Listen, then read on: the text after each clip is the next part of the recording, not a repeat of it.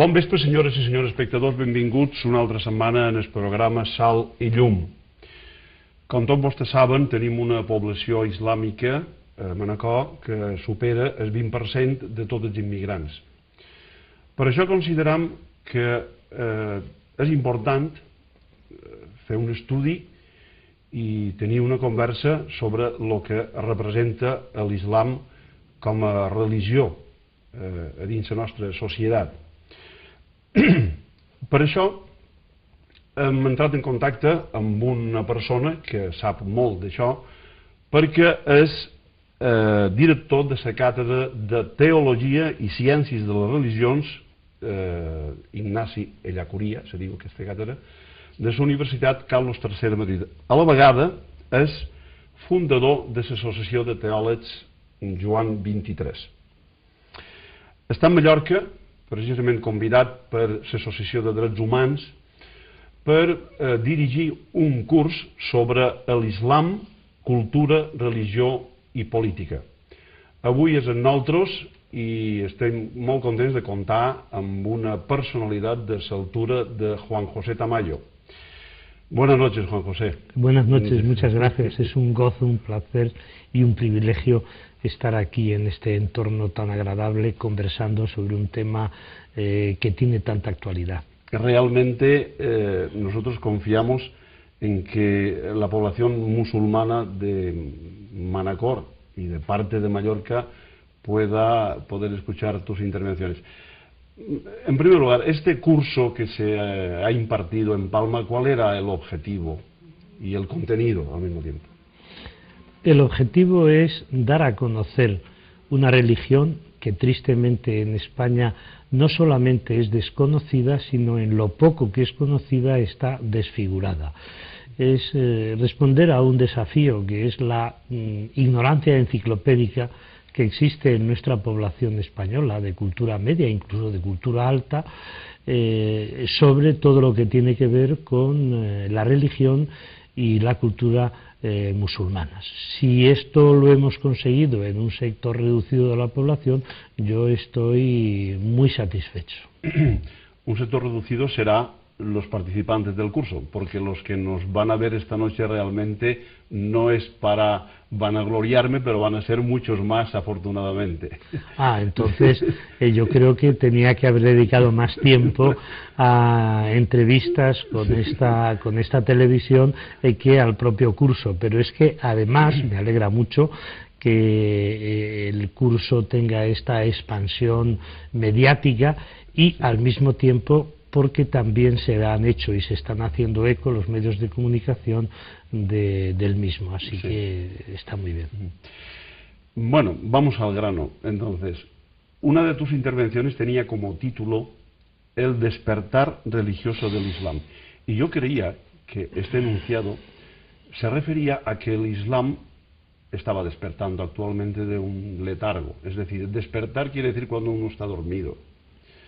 Pero parece que no ese es el sentido que querías darle a esta conferencia.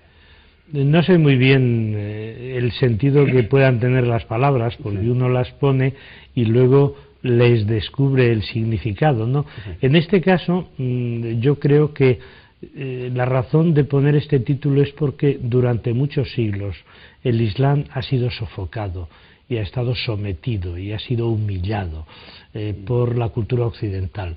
Y ha sido humillado, sometido y sofocado tanto desde el punto de vista político y cultural como religioso.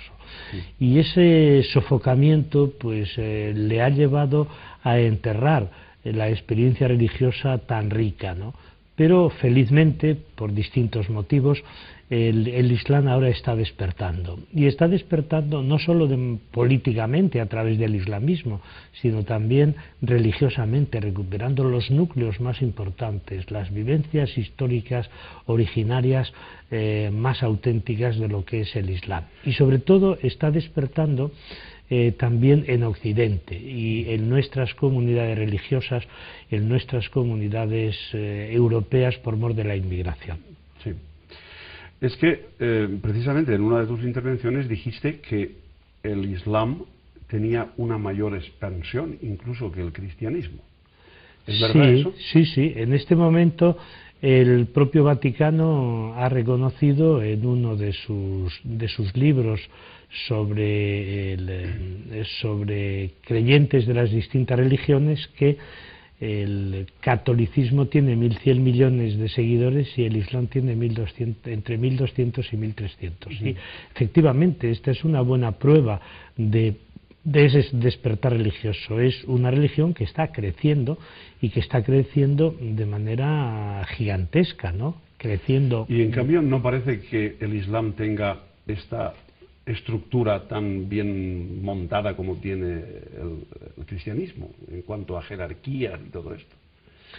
El crecimiento del Islam yo creo que se debe a que es una religión de pocos principios doctrinales. Es una religión enormemente fácil desde el punto de vista teológico y con una profunda experiencia religiosa, ¿no? Y se resume en una serie de principios llamados los pilares del Islam que enganchan, porque no es solo rito, sino que tiene detrás del rito una motivación y una preocupación. ¿Cuáles son esos pilares exactamente? Pues los 5 grandes pilares del Islam, que yo creo que resumen muy bien la espiritualidad y el mensaje del Islam son: el primero, la profesión de fe. La profesión de fe, que es muy sencilla y que dice que solo Dios es Dios y Mahoma su profeta, que es la afirmación de la unicidad exclusiva de Dios y de la mediación del profeta para transmitir su mensaje. Esta afirmación o este principio, este pilar, es común a las religiones monoteístas de tronco semítico. El segundo gran pilar es la respuesta que da el creyente a esa profesión de fe, y la respuesta es a través de la oración. La oración, que es una experiencia común a todas las religiones y que se concreta en el Islam en ordenar toda la vida del musulmán, ordenar las 24 horas del día en la presencia de Dios. Una presencia que se realiza a través de la oración 5 veces al día, que es como esa entrega y esa dedicación. La tercera es la vertiente más social, que es la limosna. La limosna no como en el cristianismo, que es voluntaria. Uno puede ser muy rico y no dar una sola limosna y cumplir con los deberes religiosos, ¿no? En el caso del Islam, no, en el caso del Islam la limosna es obligatoria. Hay también una limosna voluntaria. El cuarto tiene que ver con el control del cuerpo, el control de los instintos, el control de todo lo que tiene que ver con los alimentos, ¿no? Que es el ayuno en el mes de Ramadán. Y ese es el control que te lleva pues a no absolutizar o a no centrar toda tu vida en algo que te impide luego tener una realización plena. Y finalmente el quinto pilar del Islam es la peregrinación a Meca como signo de la vida itinerante y de la creación de la gran comunidad igualitaria de todos los musulmanes. El Islam tiene también estos enviados, como tiene la Iglesia Católica, que los mandan a otros países a evangelizar, ¿no? Tienen misioneros, propiamente dicho. Hombre, no sé si la expresión sería la más adecuada, la de misioneros, pero sí, el Islam es una de las religiones proselitistas, juntamente con el cristianismo, ¿no? Y el Islam es una religión que ofrece la salvación a nivel universal, lo mismo que el cristianismo y lo mismo que el judaísmo. Precisamente por eso se llaman religiones universales, porque la pretensión es de transmitir ese mensaje a toda la humanidad, porque parte de la creencia en un solo Dios, que es el Dios de los judíos, el Dios de los cristianos, el Dios de los musulmanes, que es un Dios universal, incluso para aquellas personas que no son creyentes, y entonces las tres religiones hacen una oferta de salvación a toda la humanidad, y esa oferta de salvación a toda la humanidad implique que haya personas que difundan ese mensaje y que creen comunidades en los diferentes lugares fuera de los ámbitos geoculturales donde nació. Es curioso que lo que has insinuado de dónde procede el Islam, que sean tres religiones de un mismo tronco. ¿Podrías explicar el tronco de dónde vienen las tres religiones? Sí, claro. El tronco común de las tres religiones es la figura del profeta o la figura del patriarca Abraham, que es el origen y es el fundamento, ¿no?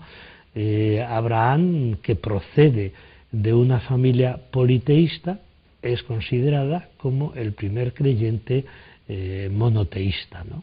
Tiene que renunciar a las tradiciones politeístas familiares y, según el Corán, con un fuerte conflicto con su padre, con un enfrentamiento durísimo y severo, ¿no? Hasta el punto de que el padre amenaza al hijo, a Abraham, para que deje de seguir por esa senda, porque se desvía del camino de la tradición familiar.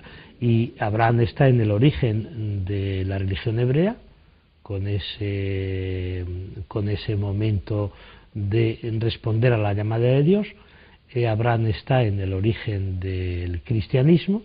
Es Pablo el que nos habla de Abraham como el padre de la fe, y Abraham está en el comienzo y en el origen del Islam, hasta el punto de que se considera que Abraham y su hijo Ismael fueron los que construyeron la Kaaba, ¿no? El lugar sagrado por excelencia del Islam. De forma que lo que va a hacer Mahoma no es introducir el monoteísmo, sino que más bien va a ser restaurar el monoteísmo en la Kaaba. La Kaaba, que era un templo politeísta, lo fue durante un tiempo según el Corán y según el Islam, porque en origen la Kaaba fue el templo construido por Abraham y por Ismael para dar culto solo al único Dios. ¿Hay posibilidad realmente de diálogo entre cristianos y musulmanes, en cuanto a que hay principios y dogmas que sean comunes y otros que a lo mejor no podrían ser admitidos entre las dos religiones? Sí, no solamente hay posibilidad, sino que hay necesidad. Retomando aquella famosa afirmación de Juan 23, son muchas más cosas las que nos unen que las que nos separan. No solamente el patriarca Abraham, sino la creencia en un solo y único Dios. No solamente el patriarca Abraham y la creencia en un solo y único Dios, sino la figura de los profetas, que son profetas que han continuado y han transmitido el mensaje de las tres religiones monoteístas. Hay judíos, cristianos y musulmanes, dice el Corán, son gente del libro, personas que pertenecen a una religión revelada y que tienen un libro en el que se ha concretado esa revelación. Y en ese sentido, los tres libros sagrados yo pienso que son una de las más maravillosas fuentes de espiritualidad de la historia de la humanidad, de los que han bebido pues millones y millones de creyentes y de seguidores de estas tres religiones. Y lo mismo cabe decir de la ética, ¿no? Es decir, el monoteísmo de las tres religiones es un monoteísmo ético, es un monoteísmo que tiene un código moral reflejado en los 10 mandamientos, en el judaísmo, en las bienaventuranzas en el cristianismo, en los principios de comportamiento ético, en los principios sociales del Islam, y todos ellos convergen en un mismo proyecto, en un mismo objetivo, que es la opción por los excluidos, la defensa de los marginados, la apuesta por la justicia y la práctica de la solidaridad.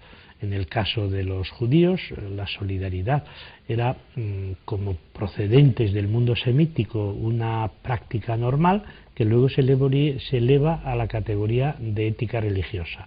En el caso del cristianismo, cuando Jesús habla de la igualdad de los dos mandamientos, el amor a Dios y el amor al prójimo, y en el caso del Islam, pues todos los principios morales en favor de las viudas, de los huérfanos, recordando la propia experiencia de orfandad de Mahoma. A mí no me queda más remedio que tener que recordar dogmas católicos que, por contradecirte un poco, dogmas católicos que a lo mejor nunca podrían ser admitidos por el Islam. Estoy pensando, por ejemplo, en la presencia de Jesús en la Eucaristía, cosas así, que lo de la Virgen, etcétera, pecado original, todas estas cosas que para nosotros son verdades que son inamovibles. ¿Cómo podemos sentarnos nosotros con el Islam y hablarle de estas cosas? Vamos a ver, para que haya un diálogo no es necesario que exista uniformidad en las creencias, no es necesario que haya un credo común, porque si eso fuera así no habría diálogo, sino que sería un consenso y un puro monólogo, ¿no?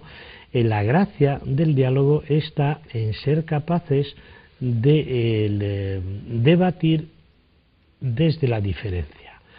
Cuando uno dialoga con otro no tiene que renunciar a sus principios o a sus ideas, lo que se hace es un intercambio de puntos de vista. Entonces, para dialogar yo con un ateo no necesito renunciar a mis creencias, y el ateo tampoco necesita renunciar a su cosmovisión, diríamos, no teísta. Y sin embargo sí hay espacios de diálogo, puntos de encuentro en los que podemos coincidir. Claro que sí, las diferencias desde el punto de vista doctrinal entre el cristianismo y el Islam son abismales. De entrada, la Trinidad.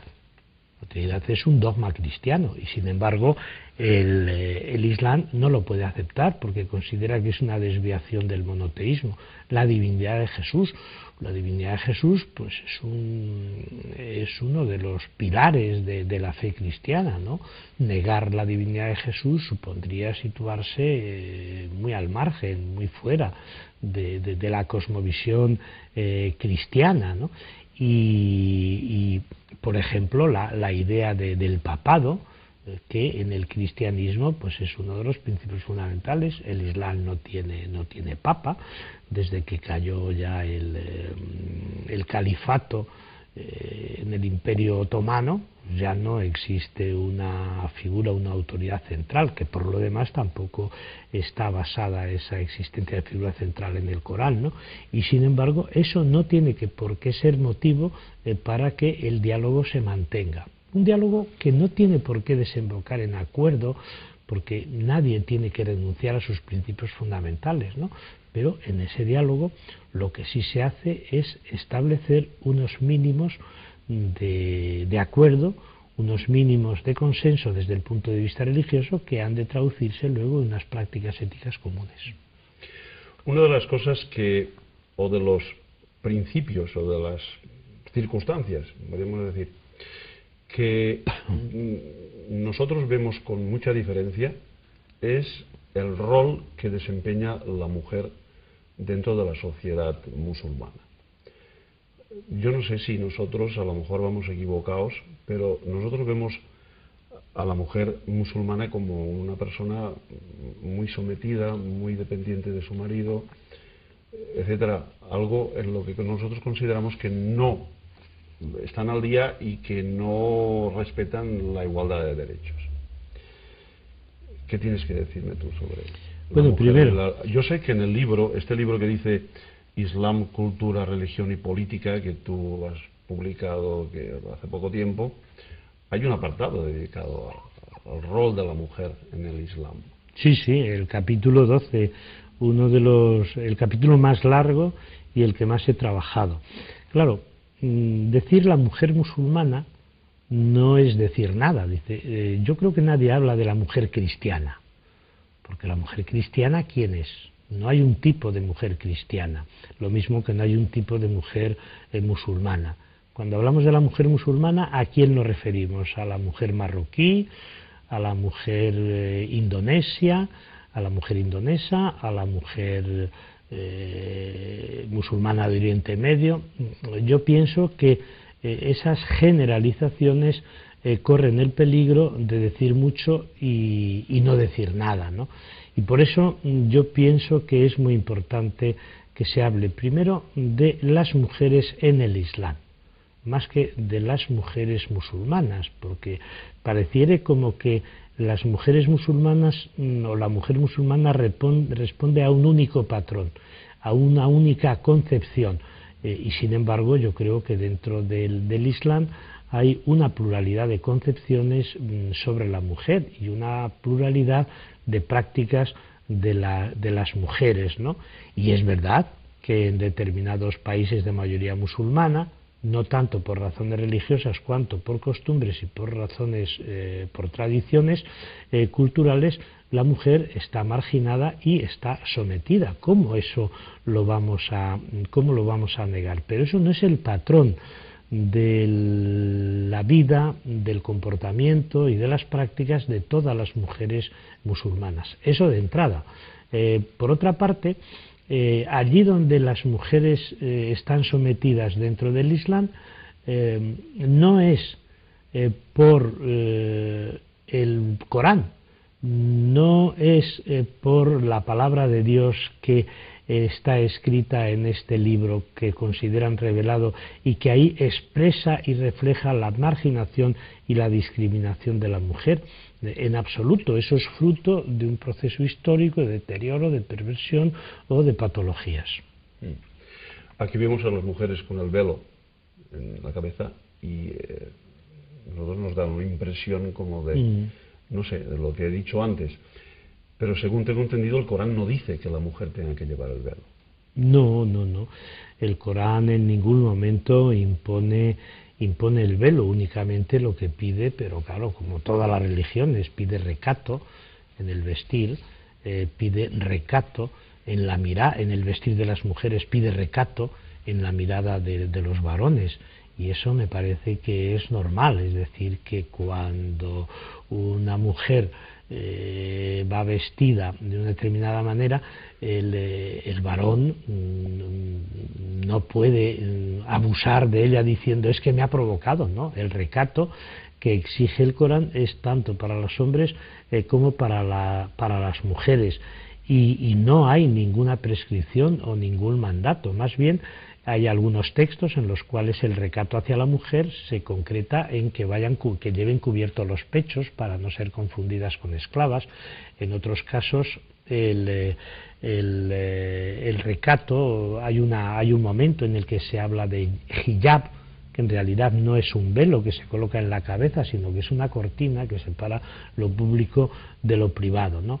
Lo que pasa es que evolucionando y ubicándose el Islam en las distintas tradiciones culturales y religiosas y sociales, pues ha ido incorporando los usos y los hábitos de esos lugares, y algo que se utilizaba en un determinado lugar por tradición cultural se ha convertido en una norma religiosa que se remite al Islam, que se remite al Corán, pero en ningún caso es preceptivo.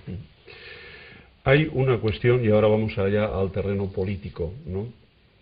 Los estados musulmanes, muchos de ellos, llevan incorporadas normas del Corán en sus códigos civiles. Esto que nosotros parece que ya lo tenemos superado, ellos lo ven completamente normal, los estados confesionales. Eso por una parte. Y por otra, que la democracia no es el modo, diríamos, más frecuente en los estados árabes, en los estados musulmanes. Hombre, yo no conozco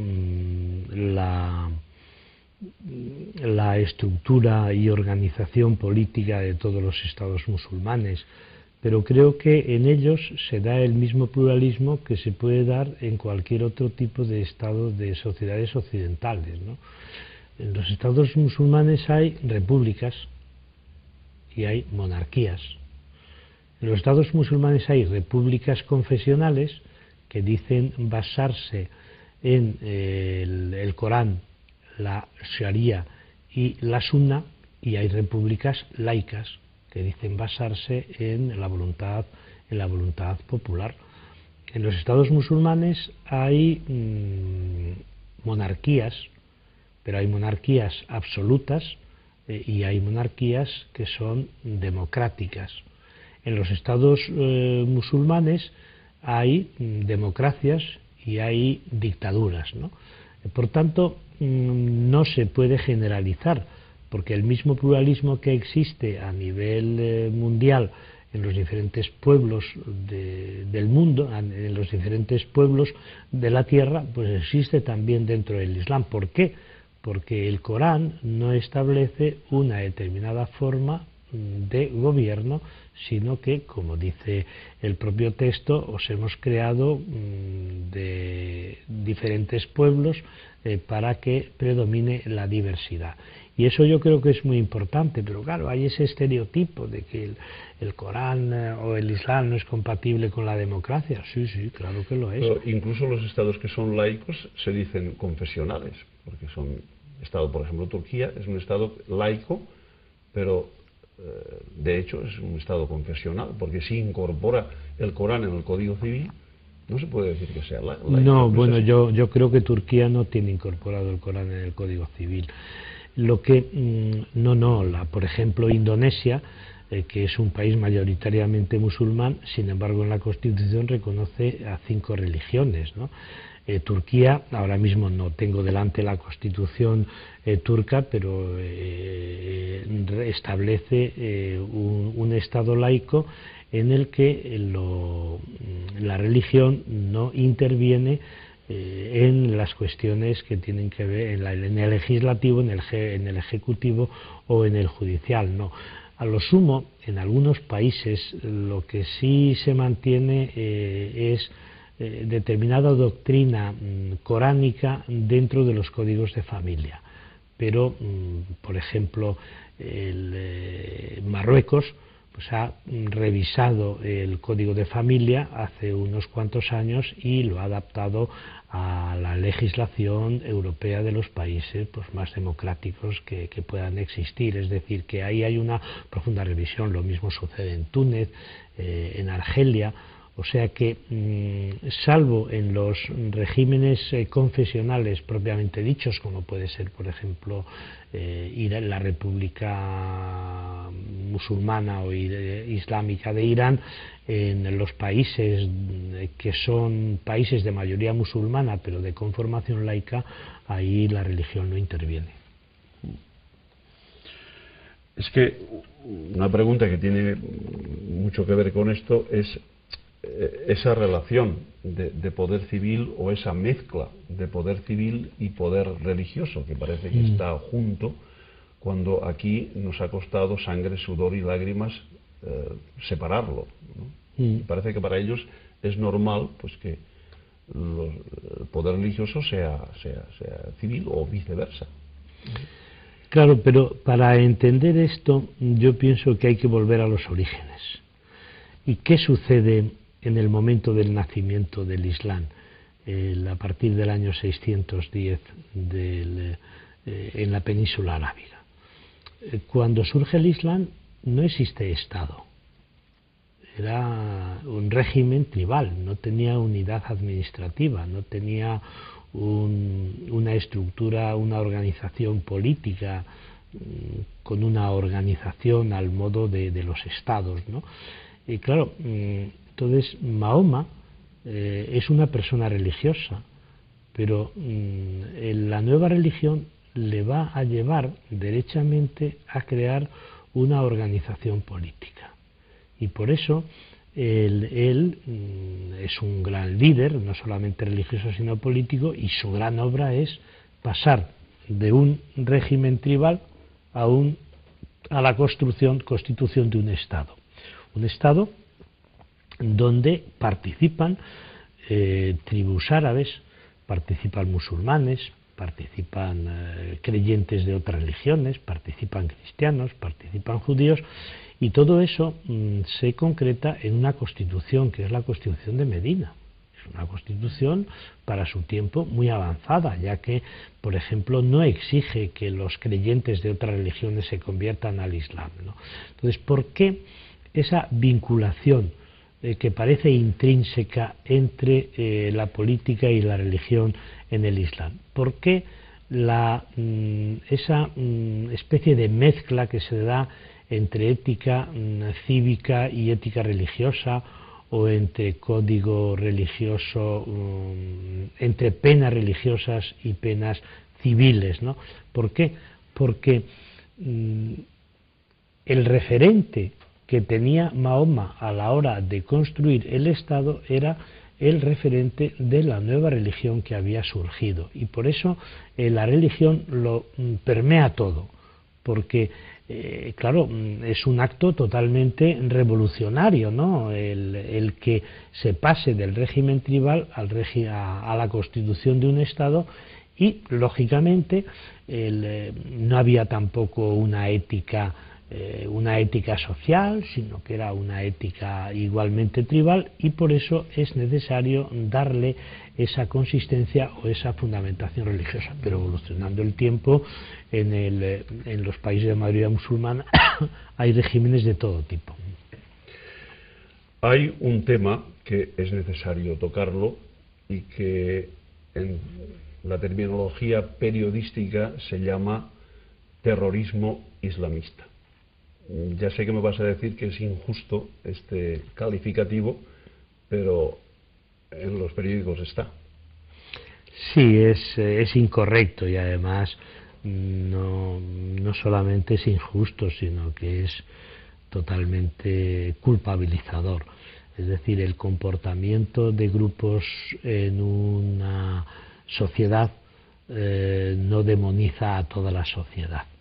El hecho de que haya fanáticos que se consideran creyentes del Islam que recurren a la violencia no puede llevar a concluir que toda la religión musulmana es violenta, ¿no? Es decir, no se puede identificar actuaciones patológicas con el núcleo fundamental de la religión. Hay un terrorismo ejercido por judíos, y no se habla del terrorismo judío. Hay un terrorismo ejercido por cristianos, y no se habla de un terrorismo cristiano. En España hay un terrorismo ejercido, por ejemplo, por algunos vascos, y sin embargo no se habla de terrorismo vasco, ¿no? Por eso me parece que utilizar la expresión terrorismo vinculándolo con el Islam es una ofensa al propio Islam, que no tiene en su código genético religioso la orden de matar, sino que eso es más bien una patología que yo creo que se queda fuera del Islam. Es decir, cualquier acto terrorista cometido por creyentes de diferentes religiones les coloca fuera de esa religión. Entre los católicos, los laicos, a veces nos quejamos de que dentro de la Iglesia pintamos poco, en el sentido de que es la jerarquía la que manda y la que hace y la que... Esto en el Islam pasa lo mismo. Sí, en casi todas las religiones. Es decir, las religiones son estructuras piramidales, son instituciones muy jerarquizadas, y además es una jerarquización muy patriarcal. Y aunque originariamente no es así, pero con el paso del tiempo se han verticalizado las relaciones y se ha generado pues una base muy ancha y sin ningún poder, y una cúspide muy estrecha y con un poder unipersonal. Y eso se da en el cristianismo, pero se da también en el Islam. Si bien, fíjate que el Islam no tiene una autoridad única, y eso yo creo que es un avance importante. Si bien el Islam no tiene una clerecía, lo mismo que originariamente no la tenía tampoco el cristianismo, y los imames en realidad dentro del Islam no son personas con tanto poder. La única función que tienen es dirigir la oración comunitaria, ¿no? Lo que pasa es que, claro, es como sucede con todo, que se va deteriorando, y como son las personas que más tiempo le dedican, pues la propia comunidad religiosa es la que proyecta y reconoce una autoridad de los dirigentes religiosos que realmente no tienen o que no les corresponde. ¿Cómo nace un imán? ¿Existen unas escuelas, hay unos nombramientos, hay un proceso para esto? ¿Qué autoridad tienen ellos en la comunidad? Bueno, la autoridad yo pienso que la tienen no tanto por el imamato, cuanto por su ejemplaridad de vida, por su competencia, por su formación y por su capacidad de trabajo y dedicación, ¿no? Es decir, yo creo que el imán, en lo que yo conozco, que tampoco yo no soy musulmán ni he vivido esa experiencia nunca, pero yo tengo la impresión de que el imán es una figura que no tiene el mismo rango o el mismo nivel de autoridad y de poder y de influencia y de control sobre la comunidad que el clero, que el clérigo dentro del cristianismo. Con todo, claro, hay imames que consiguen imponer su voluntad y tener dominada toda la comunidad, pero no hay ninguna norma que impida o limite la participación de los miembros de la comunidad musulmana. Lo mismo que no existe ninguna norma evangélica o ninguna norma de los textos fundantes del cristianismo que impida la participación de los cristianos en la toma de decisiones en los asuntos importantes, y además una prueba de ello es que en las comunidades paulinas los cristianos eran los que asumían la corresponsabilidad de cualquier actividad. Muy bien, yo creo que podríamos dar por finalizado el tema del Islam, y si alguien quiere profundizar, aquí está el libro Islam, Cultura, Religión y Política, que acaba de publicar la editorial Trota, de Juan José Tamayo, con el que estamos teniendo una agradable conversación. Agradable porque está muy bien conducida y además a mí me motiva y me resulta muy cómodo. Pero ahora quería hablarte de otro tema, y es algo que yo sé que tú eres fundador, como he dicho antes, de la Asociación de Teólogos de Juan 23, se llama esta asociación. Háblame un poco de esta asociación y de cuáles son sus fines. La Asociación Juan 23 nació en el año 1980, lejanos años 80, como ya 30 años, ¿no? En un momento en el que había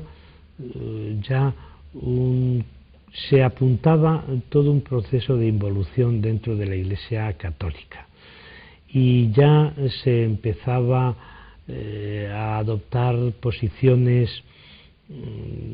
represivas con algunos teólogos, con algunos formadores de seminario, con algunos escritores religiosos.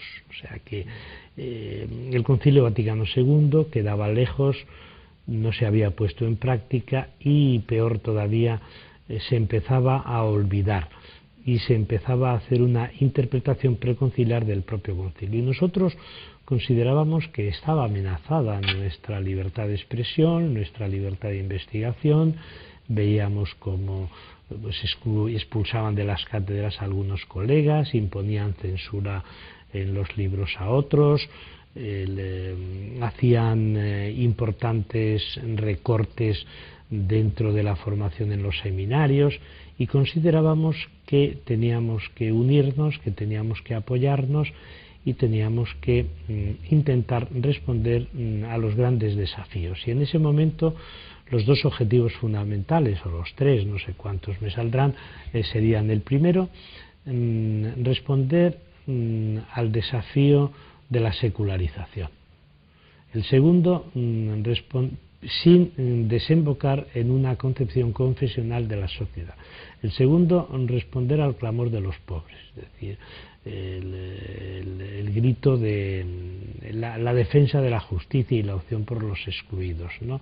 Y el tercero, pues trabajar conjuntamente en un proyecto de una teología que queríamos que fuera puente entre la teología política europea y la teología latinoamericana de la liberación.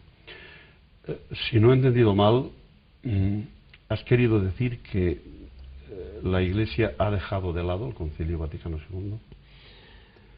Sí, en buena medida sí, la Iglesia institucional se ha olvidado del Concilio Vaticano II. El Concilio Vaticano II fue una primavera, corta primavera, que es una estación que llevaba muchos siglos sin existir dentro de la Iglesia, y la revitalizó Juan XXIII.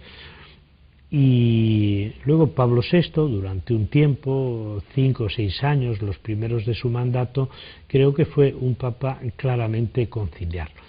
Pero en la segunda etapa del gobierno de la Iglesia por parte de Pablo VI, yo creo que ya se entró en este proceso de negación del concilio o de marginación del concilio, ¿no? Salvo en los aspectos sociales, que yo creo que ha habido una continuidad en una excelente línea de la doctrina social de la Iglesia, y Pablo VI publicó las dos grandes encíclicas, la Populorum Progressio y la 80ª Adveniens, que yo creo que fueron claves, hitos fundamentales en esta ubicación de la Iglesia en los ámbitos de marginación desde la perspectiva de la solidaridad.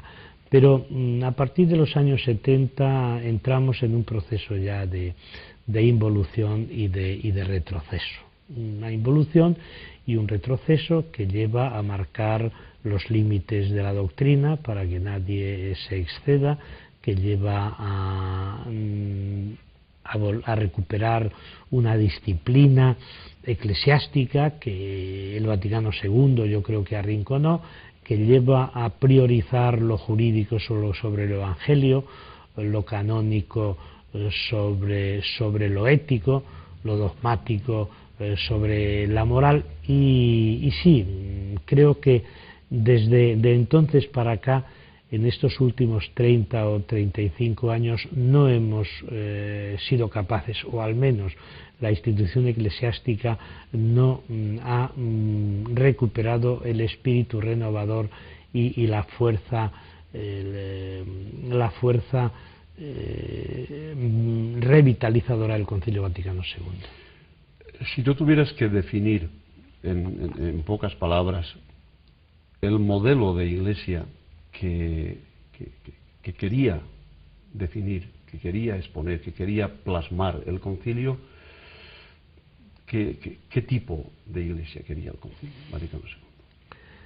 Pues al interior de la misma una Iglesia que fuera comunidad, y al exterior una Iglesia que estuviera al servicio del pueblo. Al interior de la Iglesia al interior de la Iglesia una Iglesia que fuera comunidad, y que por tanto las relaciones entre sus miembros fueran unas relaciones horizontales, unas relaciones de comunicación directa, sin ese peso sofocante de la jerarquía, sino más bien la jerarquía como un servicio, como un ministerio, como una función que se presta a la comunidad. Y de ahí que tenía que ser una Iglesia que aligerara la parte institucional y la parte organizativa en beneficio de lo comunitario y de lo carismático. Y en el aspecto de la Iglesia en el mundo, pues yo pienso que lo que hace el Concilio Vaticano II en la Constitución sobre la Iglesia en el mundo actual es ubicar el cristianismo en la sociedad, y no por encima ni al margen ni condenando a la sociedad.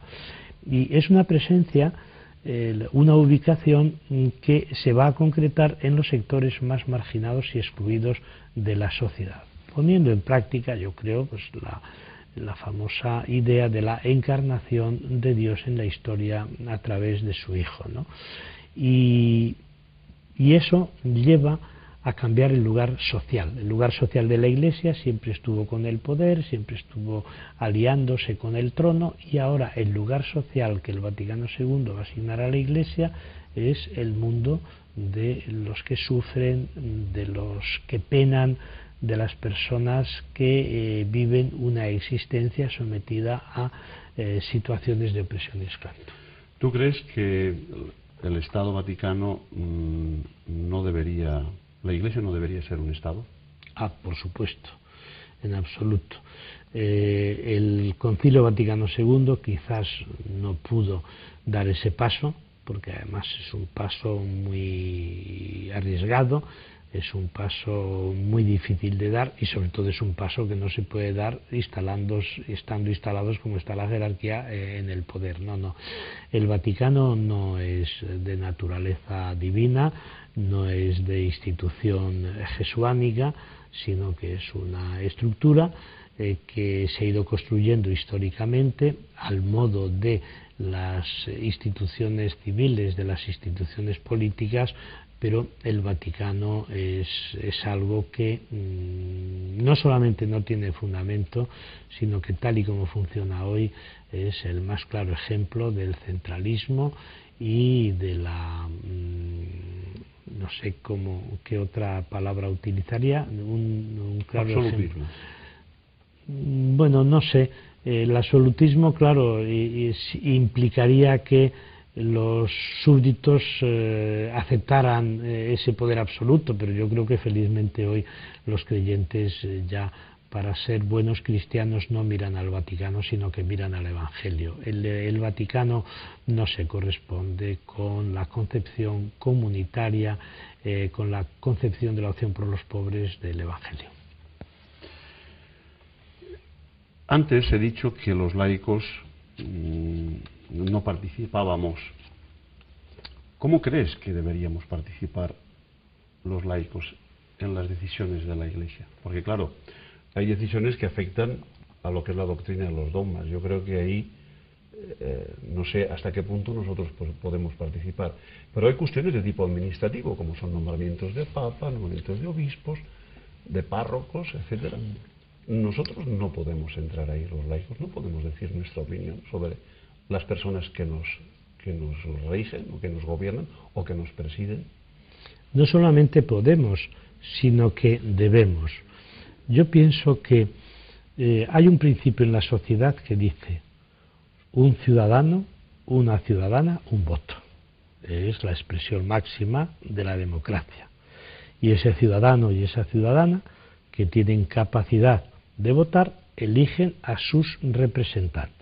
Y a través de la elección de sus representantes están interviniendo en la toma de decisión de los asuntos más importantes de la vida social, la vida política, la vida cultural. Yo pienso que aun cuando la Iglesia tiene otra conformación, sin embargo el principio democrático debería ser muy similar al modo en que se practica dentro de la sociedad. Y yo diría, si en la sociedad decimos un ciudadano, una ciudadana, un voto, en la Iglesia tendríamos que decir un cristiano, una cristiana, un voto. Y ese voto responde a un mayor compromiso, es decir, si el creyente, el cristiano, vota, si el cristiano participa en la toma de decisiones, se identificará más con esa Iglesia y con ese proyecto. Si al cristiano se le niega el derecho a votar, el derecho a elegir, el derecho a participar, el derecho a opinar, si se le van recortando sus libertades de expresión, de asociación, de reunión, de todo lo que fuere, entonces el cristiano se va a aislar y se va a desvincular. Entonces se va a construir una iglesia jerárquica que domina y controla, y una iglesia que es pueblo de Dios, que no tiene ninguna función. Y yo creo que ya eso lo detectó Antonio Rosmini, este filósofo italiano, en aquella obra de las 5 llagas de la Iglesia, y una de ellas era la separación tan radical que existía entre la jerarquía y el pueblo. Yo creo que hay que buscar cauces para esa participación, y si la institución no facilita esos cauces, los cristianos tienen que buscarlos y tienen que autoorganizarse a través de grupos, a través de comunidades de base, pero no para entrar en competencia con el poder jerárquico, no para tomar el Palacio de Invierno, no para ocupar el Vaticano, porque yo creo que la Iglesia no es un sistema de poder, pero tiene poder. Entonces ese poder tiene que ser compartido por todos los creyentes. Uno de los problemas serios que tiene la jerarquía, al hilo de lo que acabas de decir, es la falta de pastores. No hay sacerdotes. Va a llegar un momento de que estos cristianos de base que estamos hablando ahora no van a tener quien presida por falta de sacerdotes. Esta falta de sacerdotes, de vocaciones, ¿a qué lo atribuye esto? Bueno, a dos razones. La primera es que vivimos en un clima de secularización. Es decir, ya hoy la religión no tiene condiciones de plausibilidad para establecerse en la sociedad. Y además la secularización yo creo que es un aporte muy positivo, ¿no? Es decir, la autonomía y emancipación de todas las realidades temporales de cualquier tutela o de cualquier dependencia religiosa. O sea que ya no hay esa presión de parte de la institución eclesiástica en la sociedad como para que surjan las vocaciones de manera espontánea. Más bien en un clima secularizado pues no se fomenta este tipo de vocaciones, ¿no? Pero hay otra razón, yo creo, que es concomitante a la primera, y es que el modelo de iglesia que se propone, la organización y funcionamiento de la misma, el tipo de vida de los sacerdotes y de la jerarquía, pues no es especialmente atractivo, ¿no? ¿Por qué? Porque están alejados del mundo, porque son insensibles a los problemas sociales, porque están muy recluidos dentro de su actividad cultural, y porque yo creo que les faltan ventanas de comunicación con el exterior, con los nuevos climas culturales, ¿no? Entonces yo creo que se sigue todavía defendiendo pues la renuncia como condición necesaria para ser pastor, para ser sacerdote, ¿no?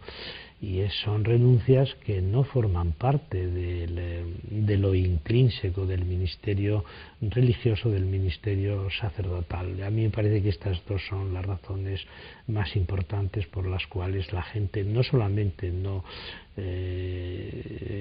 quiere acceder al ministerio sacerdotal, sino que más bien huye como de la quema. Hablas de renuncias. ¿Cuáles son esas renuncias, si es que puedes concretarlas, a las que tiene que renunciar para una persona poder acceder al sacerdocio? Pues yo creo que es entrar en otro mundo distinto del mundo en el que estamos viviendo, ¿no? Primero es alejarle de su entorno familiar y de su entorno amical, y recluirle detrás o dentro de unos muros que le impiden pues ser un ciudadano como el resto, ¿no? Es decir, es la expresión de la carta a los hebreos, ¿no? El sacerdote sacado de entre los hombres, ¿no? Y es recluido y es separado, ¿no? Y eso a mí me parece que supone un coste muy serio, ¿no? Un coste primero psicológico y luego, por supuesto, un coste afectivo, un coste humano muy alto, ¿no? Y luego, claro, está todo el problema del celibato. O sea que a los seminaristas se les prepara desde el momento en que entran en el seminario para ser célibes. Y claro, el celibato no es algo intrínseco al ministerio. El celibato no tiene ningún tipo de fundamento consistente y sólido, ni teológico, ni bíblico, ni histórico, ni pastoral, ¿no? Porque bueno, pues el celibato, por ejemplo, no lo viven los pastores evangélicos o no lo viven los católicos de rito oriental, y no por eso dejan de ser buenos servidores del pueblo, de la comunidad cristiana y servidores de Dios. Es decir, es tal el cúmulo de renuncias desde el punto de vista humano que tiene que hacer el posible candidato, el futuro candidato, que claro, pues es un estilo de vida en el que entra, creo que sobrehumano, que no se le puede exigir a nadie. Muy bien, Juan José Tamayo. Es hora de que vayamos aterrizando, nos quedan muy pocos minutos. Yo quisiera que pusieras una guinda de esperanza, ¿no? Los cristianos tenemos que ser alegres, tenemos que practicar la fe, la caridad y la esperanza. No todo debe ser negro en nuestra fe, en nuestra iglesia, ¿no? ¿Qué ves tú de esperanza en nuestro futuro? Todo.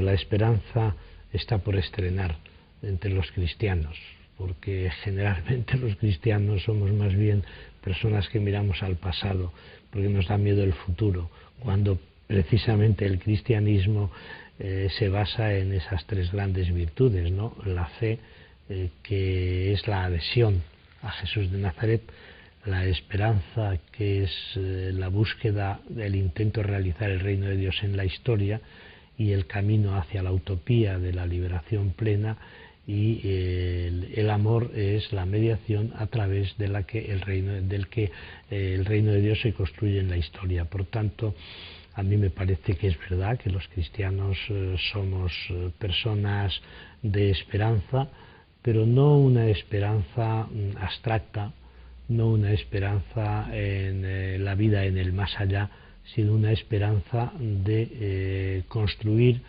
ese otro mundo posible en esta historia y en esta tierra. Y además, si los cristianos creemos en la salvación después de la historia como realización plena del ser humano, pues yo creo que tenemos razones más que sobradas para empezar a construir ese mundo nuevo, ese otro mundo posible aquí en esta historia, de forma que no haya ruptura entre el otro mundo y este mundo. Es decir, que tenemos que construir otro mundo posible en este mundo como peregrinantes. Muy bien, muchas gracias, Juan José. Estoy encantadísimo. Yo quisiera que prolongar el diálogo otra hora más, pero nos mandan las obligaciones de la emisora y que tenemos que cortar. Muy bien, pues en otro viaje que haga por aquí, encantado de volver a venir a Manacor y tener esta maravillosa acogida. Encantado. I a vosaltres, espectadors, moltíssimes gràcies per l'atenció que heu prestada. Hem parlat durant una hora amb Juan José Tamayo sobre l'islam i també sobre una visió sobre l'Església actual. La setmana que ve tornem a ser aquí amb nous temes, amb nous personatges i en noves situacions que, com diu l'Evangeli, són llum de la terra i sal del món. Bona nit i fins la setmana que ve.